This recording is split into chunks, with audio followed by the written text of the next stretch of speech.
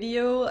My name is Lena Kettner. I'm working for the German distributor of Arab Blues, a very great comedy about a young psychiatrist from Paris who is returning to the mother country of her parents, Tunisia, to start a business there as a psychiatrist, which turns out not to be too easy in the beginning, but she keeps up the good spirit. And yeah, you have to watch this movie because it's a lovely comedy. It's full of crazy people, crazy surroundings, lots of colors, lots of energy. So you should definitely go and see the movie. So I have the great pleasure today to talk to the director of Arab Blues, to Manele Labidi. Hello. Hello. Hello. So my first question would be, you were born in Paris, or in the surroundings of Paris in 1982. When did you, as a child, first realize that you have another cultural background other than your French one? Well, I realized it pretty early because my first language was Arabic, actually. We would speak in Tunisian at home. Ah, okay. And I mean, right from the beginning, and I actually learned French when I was three, more or less, Ah, when okay. I got into the kindergarten. Mhm. But before that, I would speak in Arabic, and I would go to Tunisia pretty much every year. So this is how it started. Ah, cool. Very nice. So was it strange for you then to switch between the French and the Arabic language, or was it just... Well, I guess it was.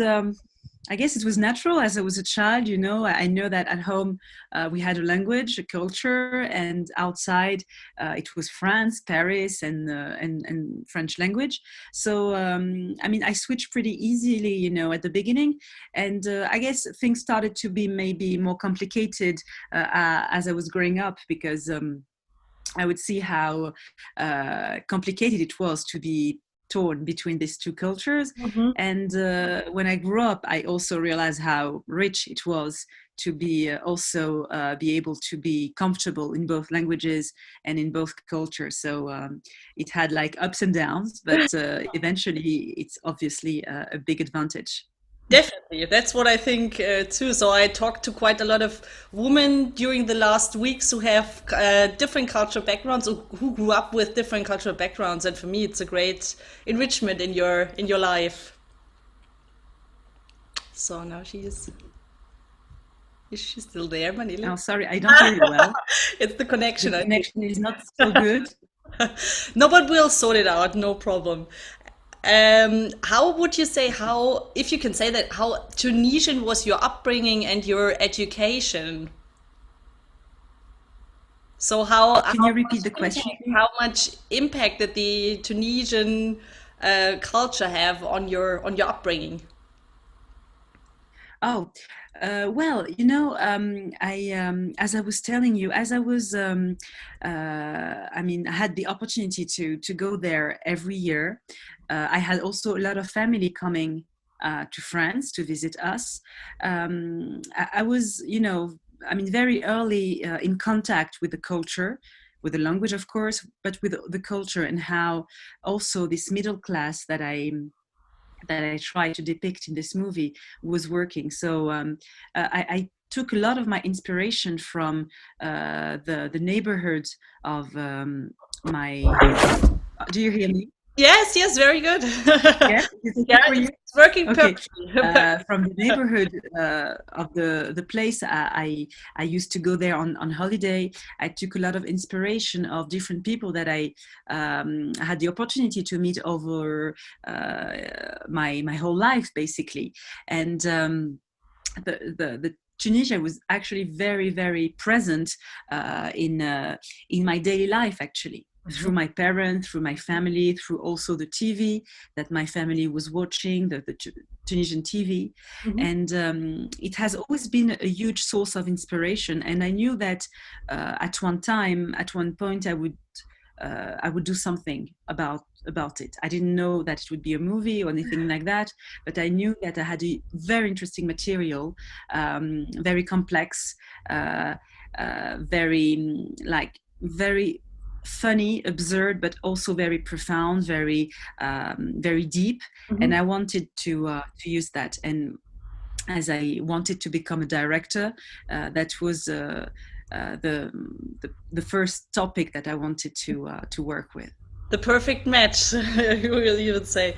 I think the image that we get here in the Western world of Tunisia is, yeah, a lot of times connected with terms like Islam or revolution or oppression and very heavy topics. Was it like? Was it one of your goals to do a comedy, like to get away from this very one-sided view of Tunisia? Yeah, I mean, for me, it was very natural to go.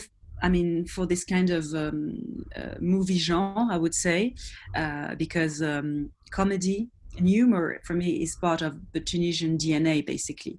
But as you are saying, in the news and in the Western, let's say, fantasy, when it comes to the Arab world in general, it's also related to political topics. And in this story and this movie, I just wanted to portray very mundane people with mundane and ordinary issues, and just also because for me it was also very maybe political to have this how do you say this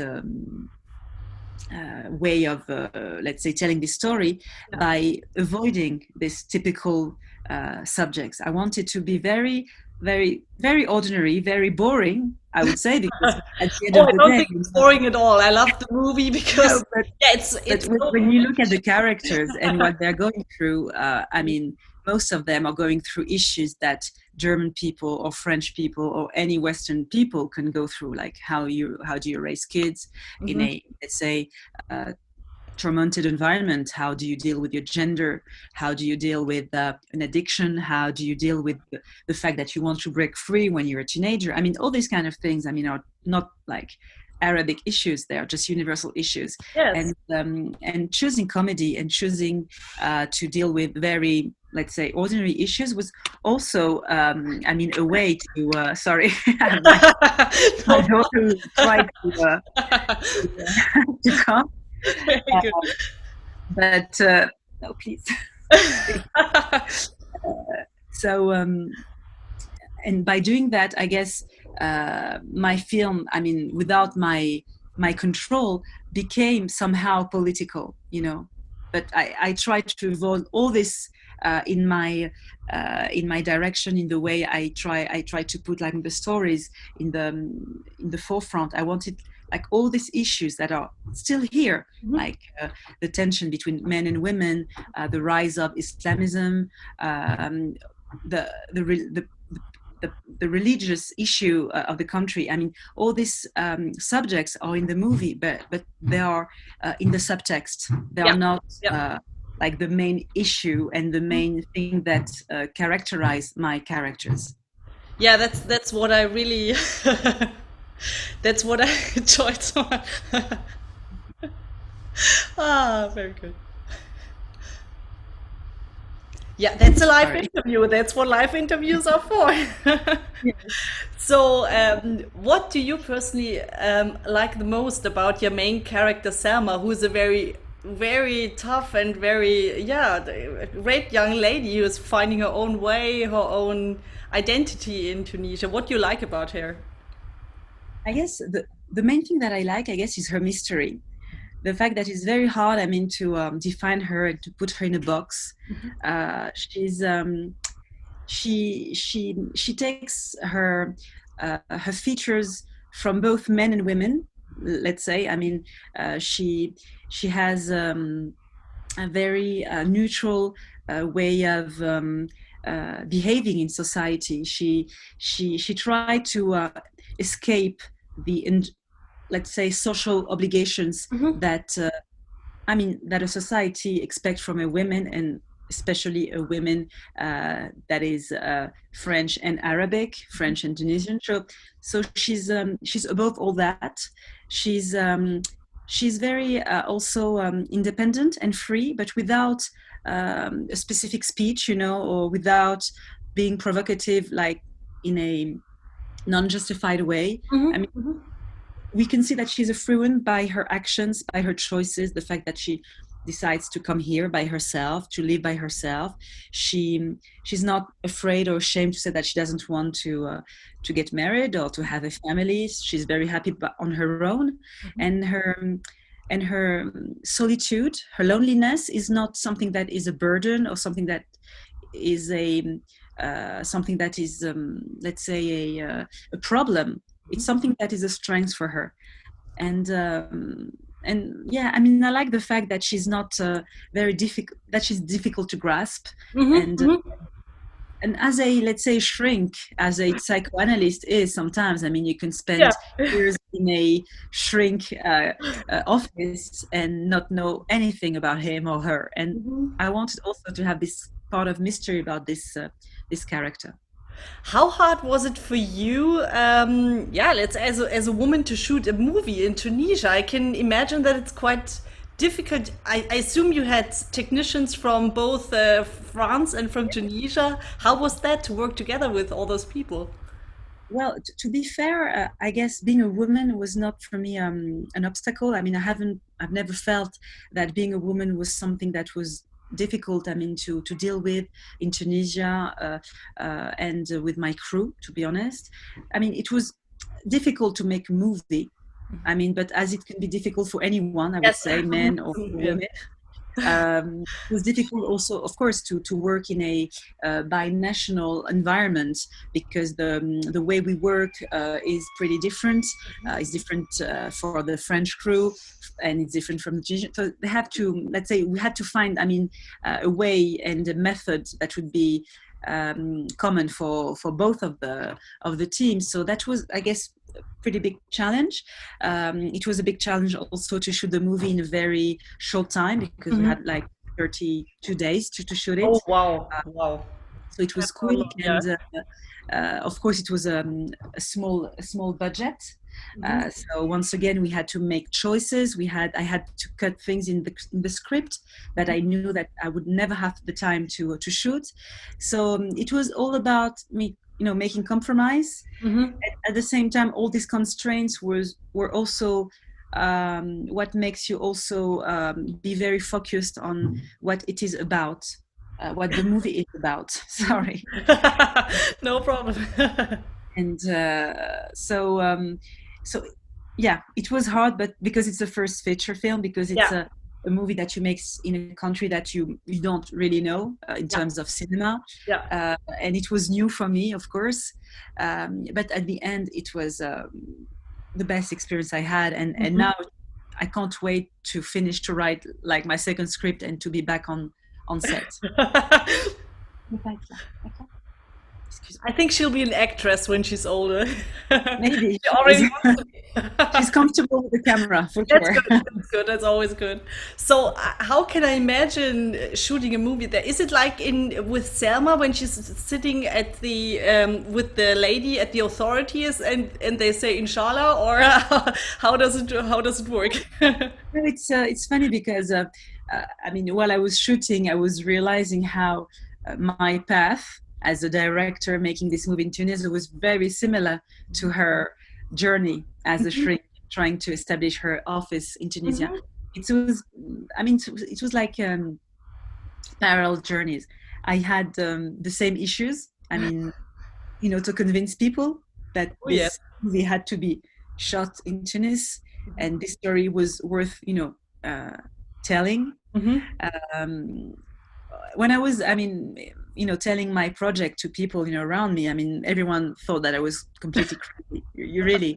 So I identified myself for a certain thing that I had, you know, I was aware of when I was writing, of course, but there are so many things that appeared during the shooting and after during the editing that, you know, the my my willingness to set this first feature film in Tunis and dealing with this issue was not, I mean, something that was completely random, you know. It had also to do with the character's journey, and it's something that it's that you can relate to the fact that as immigrants, as children of immigration, we are sometimes called, to make something, something tangible in a country that we think we know, but we don't really know, and that we think we belong to, but maybe we don't really belong also to. So it's something that is very complex actually to grasp, but it's clearly in the center of the character, and it's probably her, let's say, engine, and which explains a lot of her actions and a lot of her toughness, in the situation. I mean, at the moment when she returns, when Selma returns to Tunis, her uncle keeps saying, "Okay, you're completely crazy. We don't need a psychiatrist." What was it like when you told your parents and your relatives, "Okay, I'm going to be a filmmaker now. I'm going to make movies"? Did they say, "Oh, great," or was the same? I mean, I'm not. I mean, my family is very far from this world. I'm the first person in my family that is making something, let's say, in the cultural world. So, and of course, they are very interested in films, in TV shows, things like that. But for them, it's another world. And especially, I mean, I was not even from this world when I said that I wanted to be a filmmaker, because I was doing something else. And so for them, it was completely, crazy. And I proved them wrong. But even now, I mean, they hardly realize that I'm actually a filmmaker, and it is my life now. So. It's nice. At least you don't have any pressure, I'm very laid back, I don't have any expectations on their side, but they're still happy, so it's okay. And how did it come along that you say, because you worked in the finance sector before, because that's something completely different, that you said, okay, there's something inside of me, I have to at least try to be a director and to write my scripts?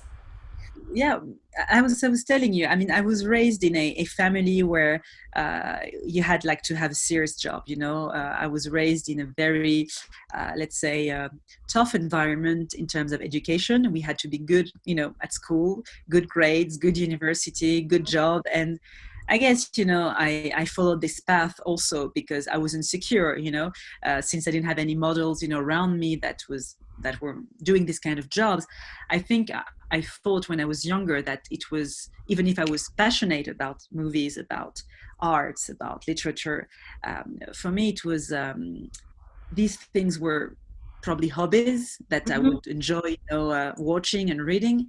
But being part of it, being part of the creation, was something that for me was not, was out of reach, And as I was, as I grew up, I gained probably confidence. And at some point in your life, especially when you're turning 30, you say, okay, this is probably my last chance, I have nothing to lose, really. I can try and see how it goes. And this is what I, told myself at that time. I said, okay, it will be time, to come back to this finance corporate world if things doesn't turn out to be positive. And so I decided to try it. And of course, I started from scratch. I didn't know anything. I didn't go to film school, anything like that. And I learned by myself a lot. I tried to meet some people, but I mean, once again, it's a hard world, to get in. Definitely, yeah.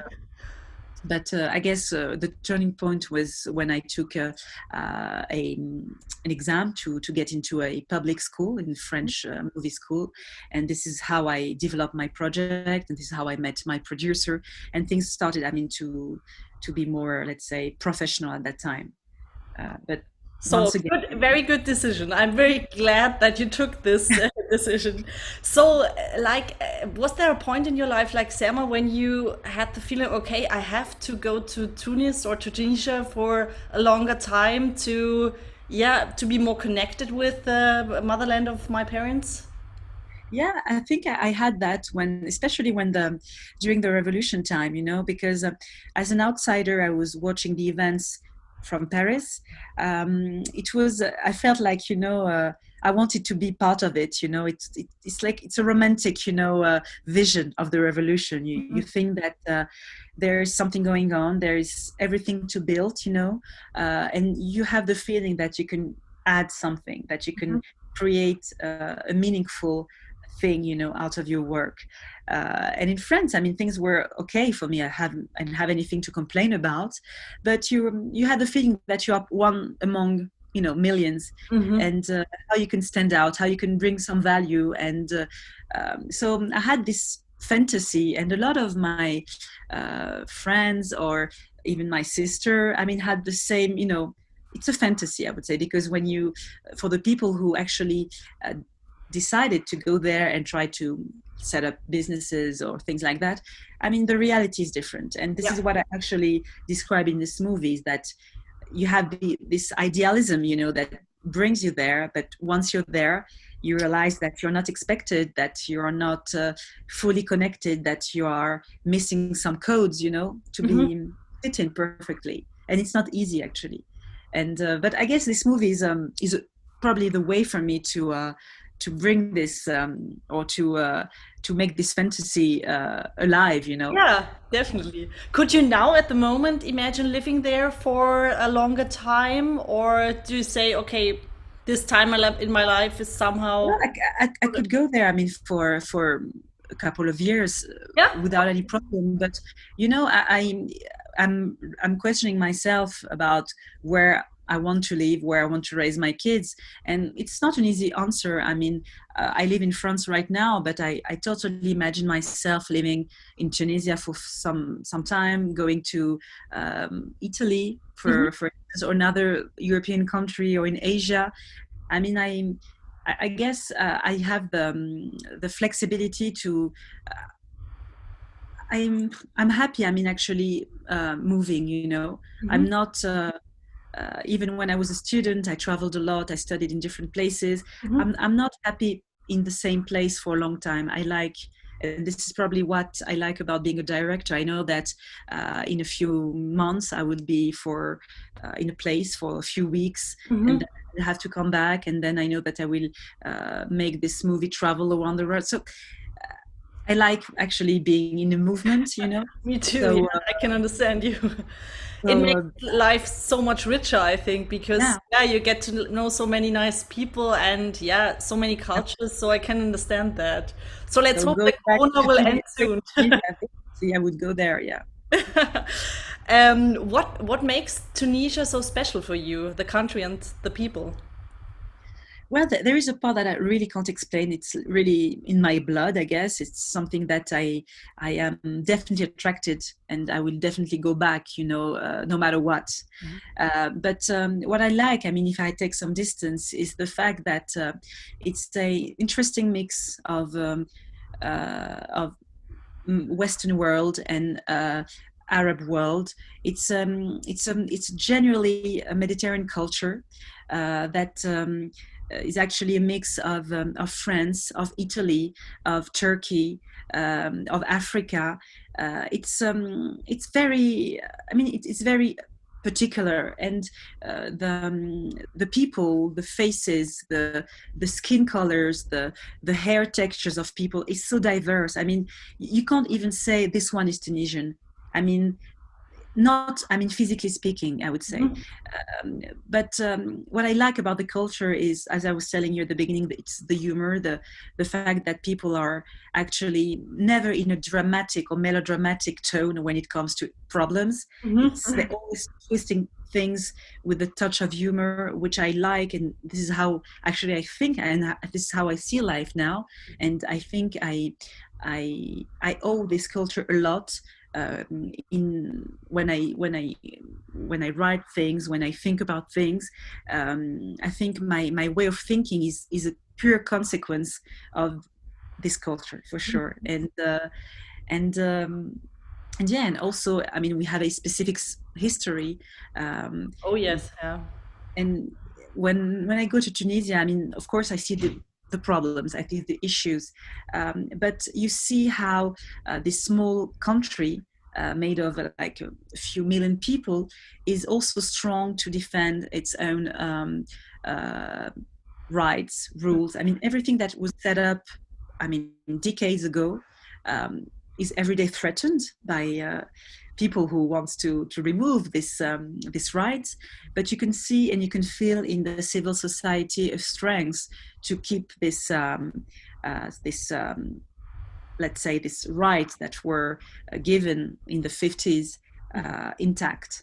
And this is very, very interesting in this world that is now, I mean, can be in the US or in Europe, where you see that people are trying to go back, that it's all happening there too, but women are strong there, and men are also in let's say in a collaborative, you know, relationship with women, and it makes these people very, very unique and very very strong in the fact that they won't let their freedom and what they acquired from the revolution and from the 50s go away very easily. So I'm very admiring. Like from your experience, did you or can you say that there's a huge difference, like before and after the revolution, when it comes to being at ease with talking about your own emotions? When you, like, for example, talk to your relatives in Tunisia, is there a huge difference? Is it more, or is it less difficult than before the revolution now? Getting easier, especially among the young generation. I mean, you see that there was a shift. People are expressing themselves more easily. Of course, you have the political expression where people now can, you know, express their ideas, and it was not the case during the dictatorship. But emotionally speaking, I mean, the young generation is more outspoken. I mean, you have the social media, of course, that is helping, but also in the arts in general. In Tunisia, you see a lot of people, I mean, being very productive and creative in paintings, in cinema, of course, but also in different kind of arts. And it's very interesting to see this small country being so rich in terms of creation. And this creation is also linked to the fact that people are just willing to express themselves and not and trying to forget, I mean, all this period where arts and, you know, and the thinking, the reflection was completely forbidden and constrained, you know, by the regime. Yeah, definitely. I have one last question for you. That's a very general question. Why do you think that filmmaking is a perfect way to bridge the gap between cultures?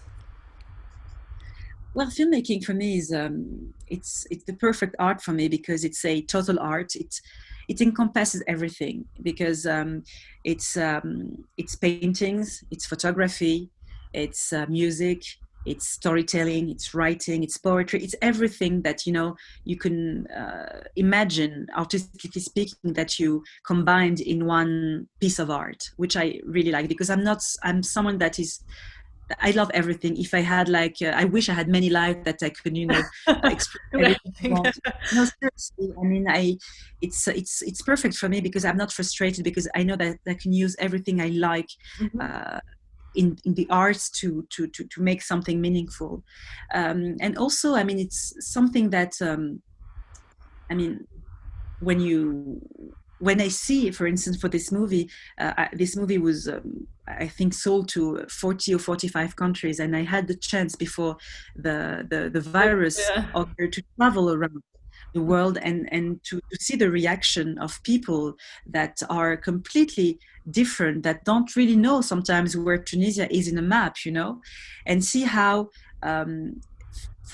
universal are the reactions and the emotions of the audience regarding this movie. That is, I mean, when you think about it, very specific, that actually dealing with a specific issue of a specific country in the world at a specific time. I see how, I mean, powerful it can be actually to make a movie and to create emotion that are completely